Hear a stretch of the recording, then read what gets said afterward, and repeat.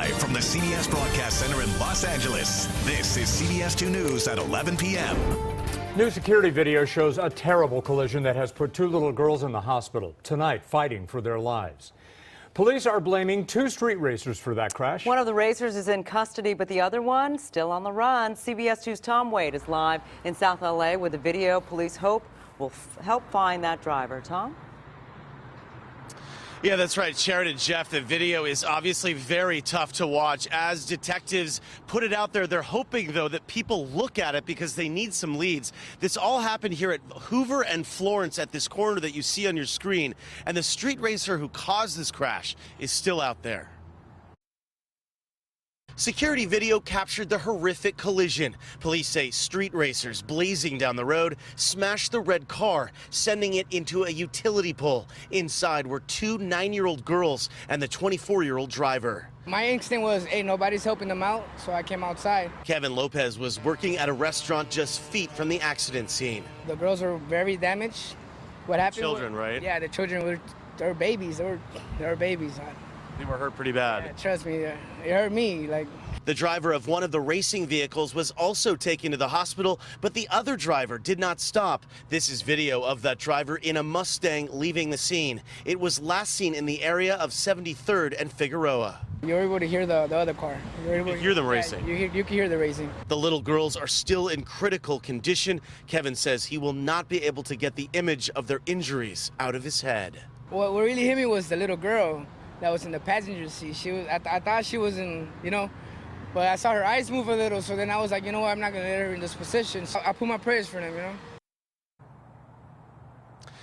And detectives are searching this area for more security video, more clues into who might have taken off when this crash happened. They're also hoping that people see that video and help with more leads. Reporting live in South LA, I'm Tom Waite, CBS 2 News. All right, Tom, thank you. Breaking news, music fans are mourning the passing of jazz and pop icon Nancy Wilson. Angel eyes knew you. Wilson's manager says the Grammy winner died at her home near Joshua Tree after a long illness. She was best known for her hits, Guess Who I Saw Today, and You Don't Know How Glad I Am. Wilson was influenced by music greats Nat King Cole and Dinah Washington and released 8 albums that reached the top of Billboard's pop charts. She was 81 years old. A 7-year-old Guatemalan girl taken into Border Patrol custody has died. The Washington Post reports that child died because of dehydration and shock. The girl and her father were among 163 people found in the remote desert near Lordsburg, New Mexico, who turned themselves in after crossing into the U.S. illegally. More than 8 hours later, the child suffered seizures and died at a hospital in El Paso. Border agents say she reportedly had not eaten or had anything to drink for days. A nationwide bomb threat hoax triggered closures and searches in the Southland and across the country as well. Someone emailed dozens of bomb threats and also asked for thousands of dollars in Bitcoin. If it was not delivered, the writer claimed the bombs would have been detonated. Schools, businesses, news organizations, and even an iconic house of worship, Christ Cathedral Church in Garden Grove, were all targeted. There were also threats in LA, Riverside, Chino Hills, Redondo Beach, and Monrovia. Some places in the Bay Area had to be evacuated. The FBI is investigating.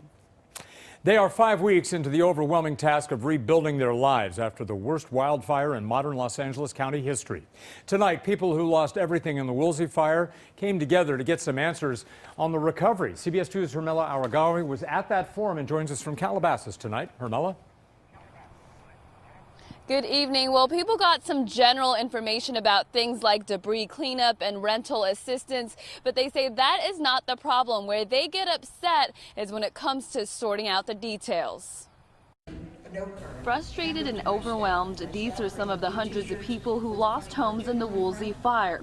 They're at this town hall for answers. We're getting different informations from Edison, from Public Works, and for the Department of Planning right here. For many, like Alex Latacich, the process has been at times confusing and producing conflicting information depending on which agency she asks. My question is if we can, we have a property that is able that we can put an RV and be temporarily living in an RV. Ladisich, who has young children, is choosing to live in an RV on her property as she rebuilds her home. It's an option that the county has presented residents as long as they get a permit for it.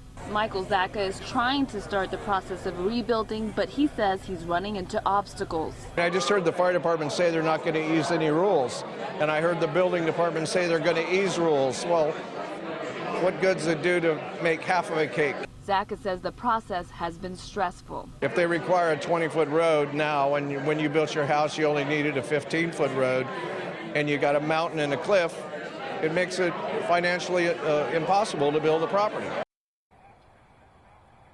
The timing of the town hall is important. There are some key deadlines coming up in the coming days and in the coming weeks for things like FEMA unemployment insurance and debris cleanup. Reporting live in Agora Hills, I'm Hermela Aragawi, CBS 2 News.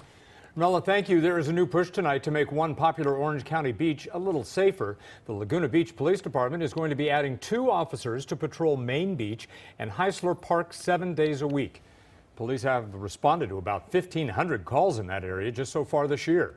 Most of the calls have been minor and have involved many in the homeless community.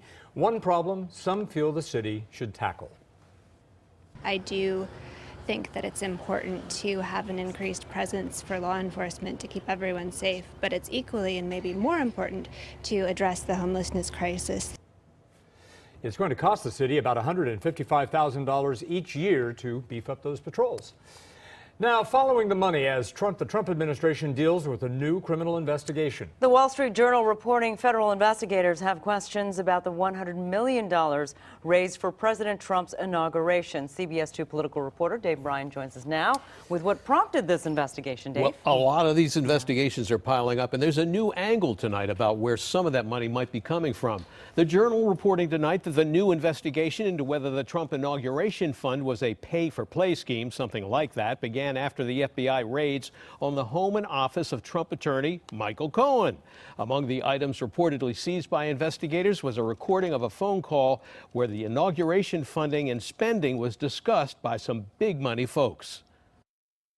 It's looking more and more that Donald Trump was a part of a criminal campaign, a criminal transition, and now presides over a criminal presidency. Tough words tonight from California Congressman Eric Swalwell after the Wall Street Journal broke the story Thursday that federal prosecutors in New York are investigating whether President Trump's 2017 inaugural committee misspent some of the $107 million it raised from donations. I will faithfully execute the office of President of the United States. Tonight, the New York Times reports the federal prosecutors are trying to find out if foreigners illegally funneled donations to the Trump inaugural committee and a pro-Trump super PAC in hopes of buying influence over American policy.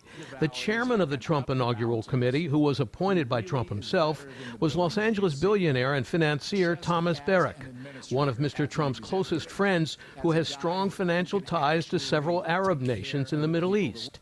In an appearance on CBS this morning in 2016, he said this about Donald Trump. I've said this before, and people have thought I'm out of my mind, that he's kind, he's soft, he's sympathetic, he's compassionate. And all of those tools can now come to play. The promise that Donald Trump made as a candidate that he would drain the swamp has not been fulfilled. If indeed they are investigating that there was a pay-to-play operation going on for that inauguration. Highlight the fact, there we go, highlight the growing number of potential criminal inquiries with a strong connection to President Trump.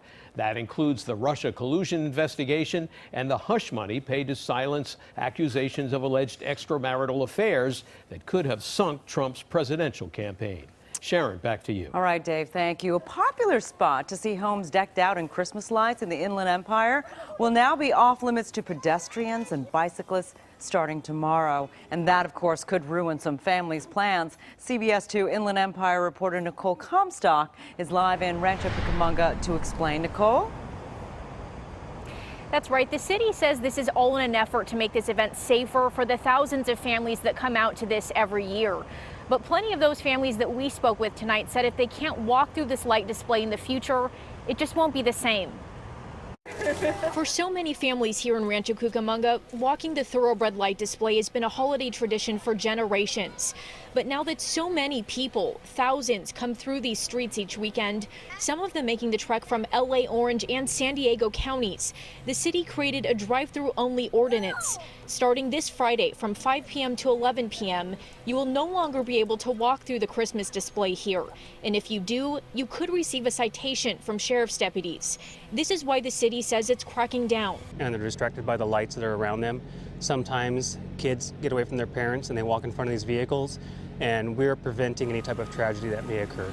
But most of the people we talked to out here said they feel like walking through the street is part of the experience. And so to have them kind of clamp down on this, it's really sad. Like after tonight, it's going to be really sad. I would feel sad because you don't get to get up close and take pictures. We don't get to get out and stop and enjoy the food. We have to keep going and just look very slightly. And the sheriff's department says they don't want to give out those citations if they don't have to. So they plan on having deputies out at all the main entrances to let people know that if they plan on coming through with their families, they do need to be in a car starting tomorrow. In Rancho Cucamonga, Nicole, Comstock, CBS 2 News. Still ahead, the new era of travel high above the Mojave Desert. How the plan to send tourists to space took a big step forward. Crazed fans, you're being watched. What Taylor Swift's security team did at the Rose Bowl to keep the singer safe from stalkers. Our annual Chips for Kids toy giveaway is underway, making spirits bright for thousands of kids in East LA. We'll bring it all to you coming up. I saw Jeff on some facial recognition thing. He was at Taylor Swift. Sorry, Jeff. Coming up, the weather. It's on the way. And later, a thriller in Kansas City. The Chargers taking on the Chiefs. The incredible comeback and wild finish in sports.